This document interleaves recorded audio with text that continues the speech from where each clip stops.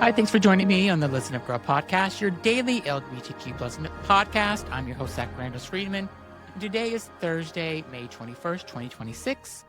Today, we're going to talk about South Carolina just signed a law forcing trans kids to use outdoor porta potties. The federal government is going after one of the most iconic women's colleges in America.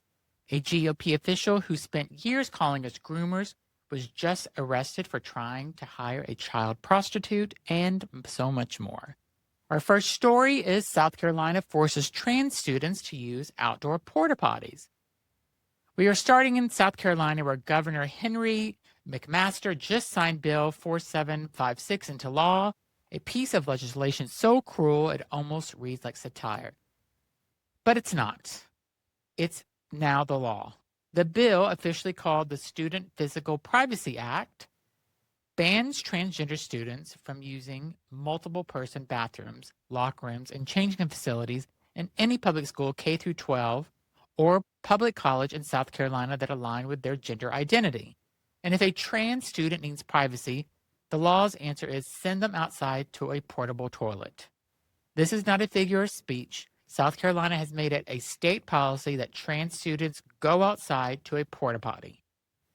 Before the governor signed it, the Campaign for Southern Equality warned exactly what this would do. It will make the bathroom a difficult and even dangerous experience for trans and non-binary youth, students who are already among the most bullied in our schools. The law goes further than bathrooms. It also dictates sleeping arrangements on school-sponsored overnight trips, saying students cannot be required to share sleeping quarters with trans classmates. Public colleges are now required to offer single-sex rooming options. All of it must be implemented by the start of the 2026-27 school year. A comment that spread widely after the signing says it's simply segregation. It's not about the bathrooms. It's just like it wasn't about the water fountains. It's about discrimination. Whenever I seen this story and started writing it out, I thought it was fake. I thought it was fake news, but it's not. It's real. This is the country we're living in. Next, the federal government investigates Smith College for admitting trans women. The Orange Convicted Felons Administration's Department of Education has opened up Title IX investigation into Smith College, one of the most celebrated women's liberal arts colleges in the country, located in Northampton, Massachusetts, for the crime of admitting transgender women. Smith College, 155 years old and one of the original Seven Sisters, has admitted trans women since 2015. Their policy is clear. They consider any applicant who identifies as a woman, cisgender, transgender, or non-binary. That is their policy. The Orange Convicted Felons Administration argues that violates federal law. Their Office for Civil Rights says Title IX's single-sex exception applies only on the basis of biological sex, and that a women's college that admits trans women ceases to qualify for those protections. The Assistant Secretary for Civil Rights said that an all-women's college loses all meaning if it's admitting biological males. That is the language they chose. The investigation is triggered by a complaint from a Defunding Education, a conservative legal group, filed back in June of 2025. And critically, it did not come from anyone inside Smith. No student, no faculty, no alumni. It was outsiders trying to weaponize civil rights laws against the very community it was built to protect. These stakes are enormous. And when you think about Wellesley, Bernard, Mills, most of the Seven Sisters have the same or similar inclusive admissions policies. If the government secedes, all of them are at risk. A trans student at Smith who asked not to be identified told WBUR, as a trans woman in the United States, I don't feel safe at all. She said she is trying to just come to school and get her degree. Smith College has confirmed it received notice of the investigation. It says it's committed to its institutional values and is not commenting further while the case is pending. Sounds like a school that is not backing down, so good for you, Smith College. Next, GOP official who called us groomers arrested for soliciting child prostitutes. Because apparently we need to keep saying it, Dave Williams, former chairman of the Colorado Republican Party, has been arrested for attempting to hire a child prostitute. Let me tell you who Dave Williams is. In 2024, while serving as the chair of the Colorado GOP, he called LGBTQ plus people evil and woke creeps. He said pride harms children. He sent official Colorado Republican emails using party infrastructure that referred to LGBTQ plus Americans as, I quote, barbaric, creeps, degenerates, godless, groomers, predators, radicals. This is the vocabulary he used in the official party communication.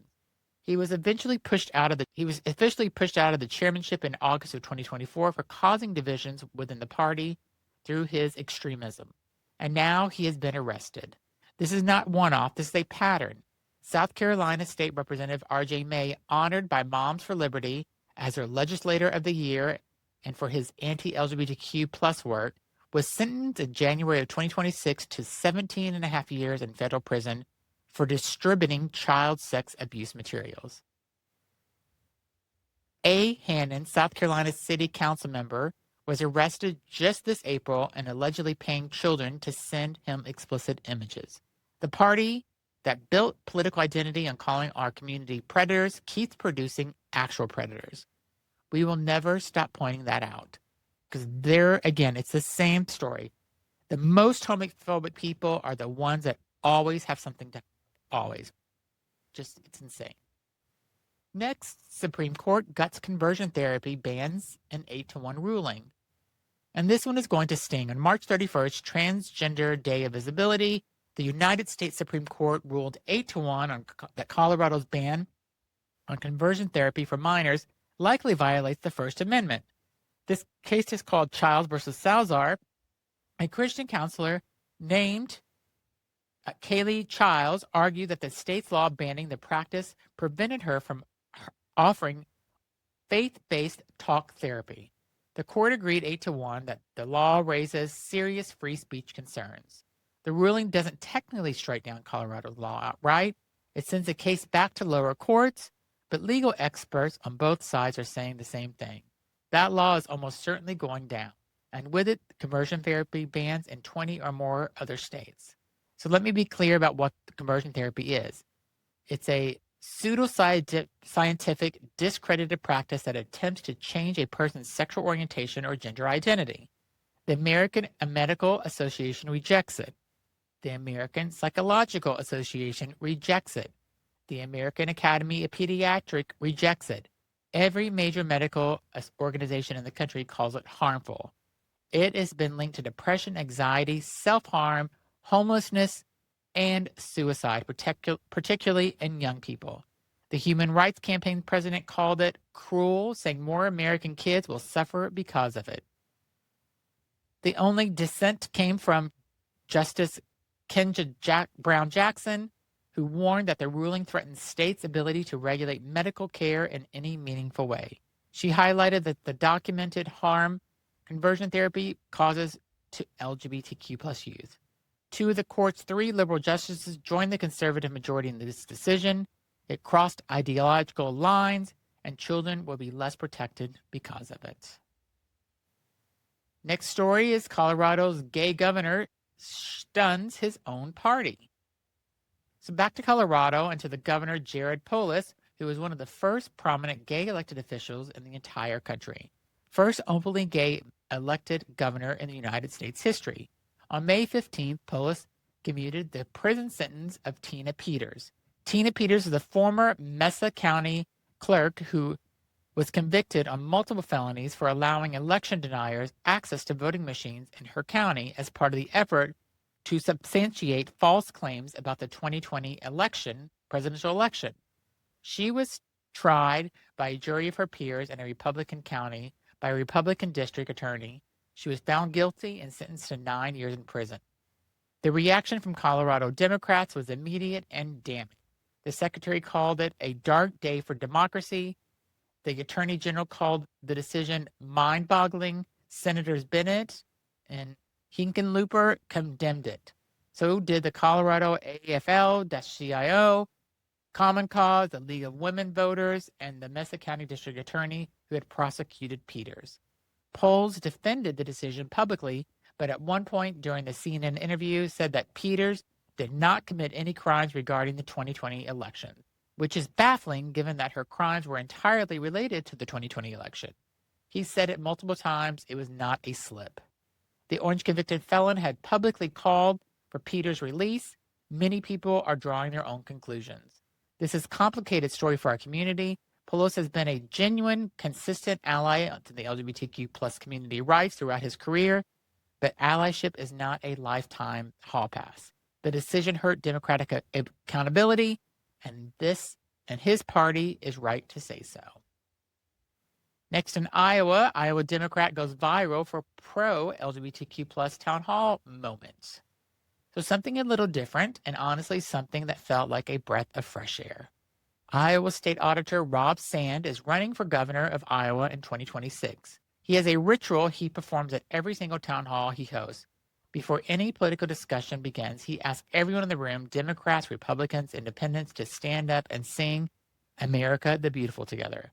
A video of him doing this recently went widely viral.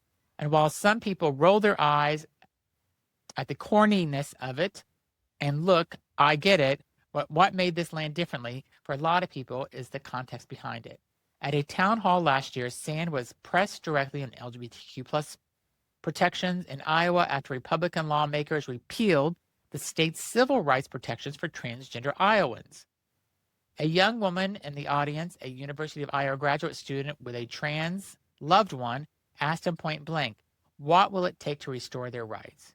Sand said clearly, what Iowa did to transgender people is wrong. You should not be fired from your job in the state of Iowa for being different. You should not be evicted from your apartment in Iowa. And in 2026, that takes something. The video of this town hall singing ritual went viral this week, and people across the political spectrum responding to it, including Republicans who said they don't agree with his politics, but appreciate the approach. Charlotte Clymer wrote that people on the far left who don't understand why this appeals to voters are missing exactly why Democrats struggle to connect outside their base. In a moment where our community is constantly under attack, seeing an elected official in a deep red stake his campaign on inclusion and then show up and build actual coalition, that matters. We will keep our eyes on Rob Sand. And next, Pete Buttigieg drags Sean Duffy on national television.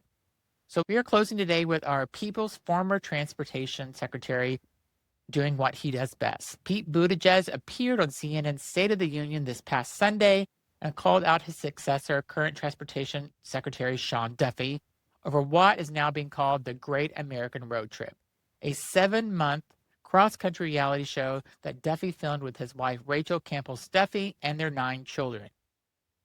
Their show is sponsored by companies that Duffy's own department oversees and regulates, including Boeing, Shell, Royal Caribbean.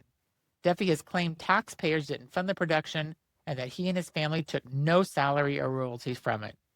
Buttigieg was having none of it. He told CNN, I love road trips. I love America. I actually took a taxpayer-funded road trip lasting about 7 months. It was in Afghanistan. He said it was an embarrassment for the transportation secretary to be going around claiming a road trip fits any budget at a time when Americans cannot afford to fill their gas tanks because of exploding fuel prices tied directly to the administration's decision.